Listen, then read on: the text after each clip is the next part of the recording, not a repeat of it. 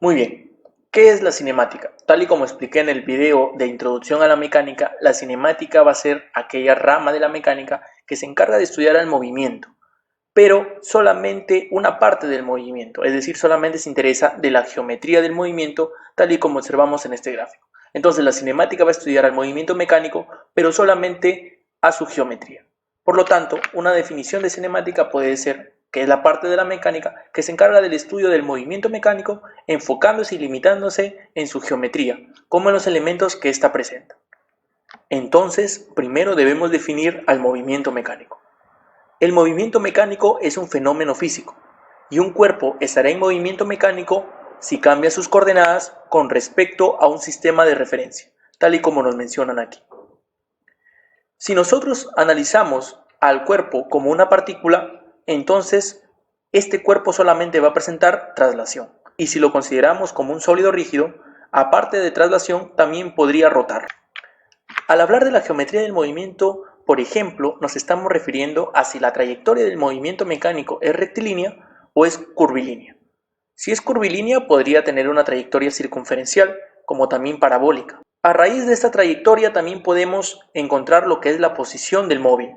Para cada tiempo va a tener una respectiva posición y esta va a ir cambiando conforme pase el tiempo. Si tenemos la posición en función del tiempo, también podríamos hallar la velocidad y la aceleración, que son las principales variables que se trabajan aquí en cinemática.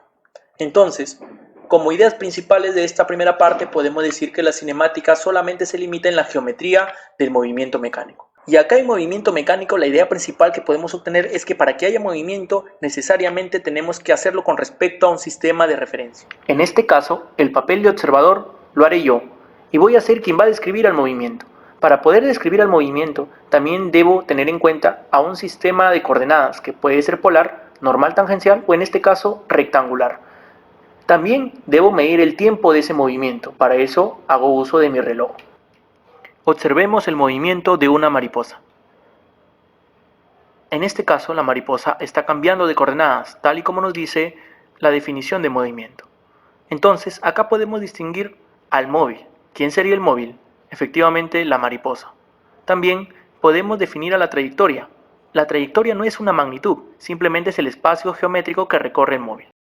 La posición, tal y como vemos ahí, va a ser un vector, que va dirigido desde el origen del sistema de coordenadas hacia cada posición por donde se encontraba el móvil. En este caso tenemos un vector posición inicial y tenemos un vector posición final. Se representa con la letra R y una flechita arriba.